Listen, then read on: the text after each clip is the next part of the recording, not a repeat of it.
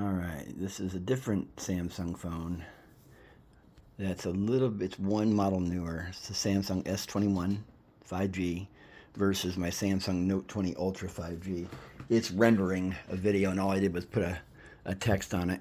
I figured I'll capture these. There's a lot of videos on this subject, but what I want to start encouraging is, I don't know what to call it. I'm like integrating this not in its vessel, but removing it to more advantageously attach it to a kind of a multifaceted welding table, fabrication table that I want to also integrate where it just fits inside my car and contributes to storage. You know, it's going to be like I don't know what to call it, a command center that can break down and fit in a trunk,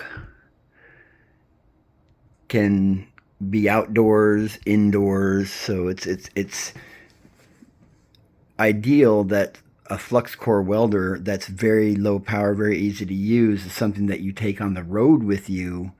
Because Flux CorE welders, one of the things that they're pretty good at is a lot of types of repairs that you'll do with a vehicle. So I'm gonna spend this video just kind of now not so much mingling where this is going, like its new home, which is over there in the makerspace. It is also going through its own series, not just the collaborative integration into other systems, I guess we'll call it, but in watching several videos. So here's kind of what I'm thinking. First off, that shelf, why doesn't it just come out? It allows me to reposition those. There's nothing about this that's motorized or in any way affects anything. It's this guy that needs to be properly mounted. He's got like a little circuit board. But, you know, a lot of people talk about this wire management over here, and once you start putting, you know, the supplies into it that turn it into a DC, it starts congesting that. But I'm like, fuck having sides on this. Just remove everything. Give it a new, more spacious chamber. But what a couple people have talked about is this cheesy little Japan, or sorry, China. That's all you get. I went and looked up this fan. It's like a 12 water, something like that. And all it does is it sits back here, and then it has a big 3-blade. You know, kind of. Like these are some, I just had some lying around because I've been collecting stuff from my dumpster dives and whatnot. Where is the blade for this guy? It's a big bladed 3. And, oh, anyways, I do need to get down and do some cuts, but I did want to capture a few of, well, god damn it, I can't find it. All right, it's imagine it's bigger than those, a little more involved. I was just touching the goddamn thing.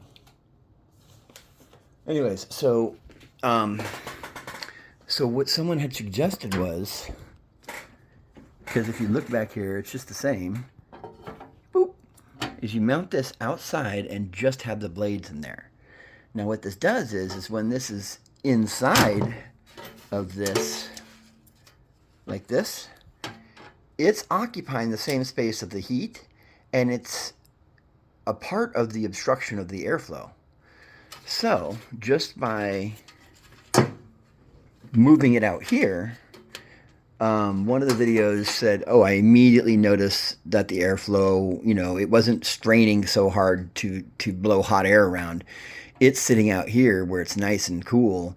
It's blades in there, and it's sucking air right past this. So this opening up this channel and, you know, clearing out some of it is a good idea. But I went and looked through some of my dumpster dives and realized I have a bunch of motors.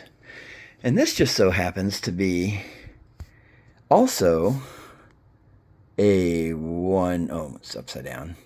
It's a 120 volt, 60 hertz, 2800 RPM,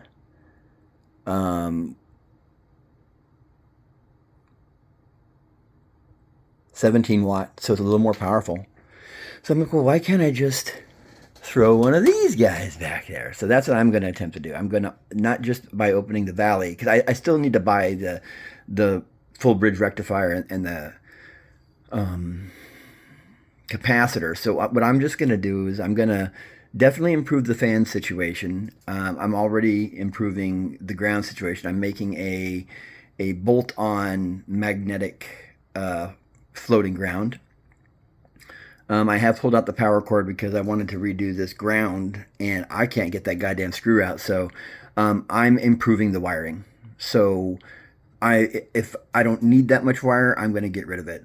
My thoughts are that if this comes out of the box, you know, I can keep it on its little pedestal, but, you know, remove a lot of these obstructions. Maybe just keep this back in the bottom, remove that top, and just have the power generating station in the middle of this welding table where there's lots of the ability to create airflow.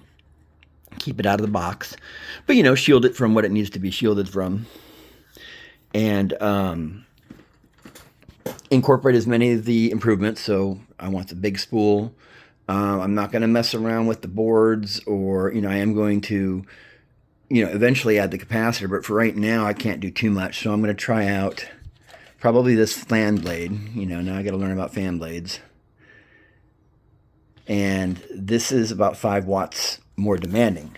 So I'm curious if that's consuming a little bit more power, but it's cooling better and you have more airflow. I wonder if the gains of it being cooler and having more airflow, and this being cooler because it's operating outside, so it's not pushing around a bunch of recycled hot air. It's blowing cool air into the transformer while residing outside of the heat zone. So I think that this could overcome or compensate for any performance losses due to some form of inconvenience. So that's the start.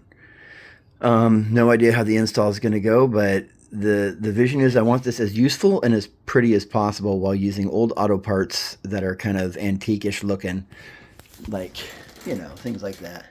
I got lots of cool metal all over. I mean, look, this is all metal that I did in school, pulled out of the trash can for just such a moment. I mean, to me, that stuff's really pretty. So, but, you know, not as furniture. So, I'm going to go down into some cuts right now, and I think that is, that we'll go into more detail on the clamp after I build it. And then I'm trying to come up with a way of remotely accessing its wire feed so I can access it from where my weld position is. And we'll talk more about that one once I actually can better demonstrate the concept in the flesh.